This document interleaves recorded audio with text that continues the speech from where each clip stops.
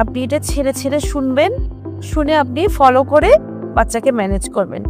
তো এক্ষেত্রে আমরা একটু বলে রাখি, আপনাদের যাদের বাচ্চাদের অটিজম আছে, কেউ হয়তো ইনফরমেশন জানেন কিভাবে কোথায় যেতে হবে বাচ্চার জন্য, আবার অনেকে হয়তো জানেন না, পাজেল হয়ে যান, হঠাৎ করে শুনে পাজেল হয়ে যান যে আহারে কোথায় যাব এ বাচ্চাকে নিয়ে।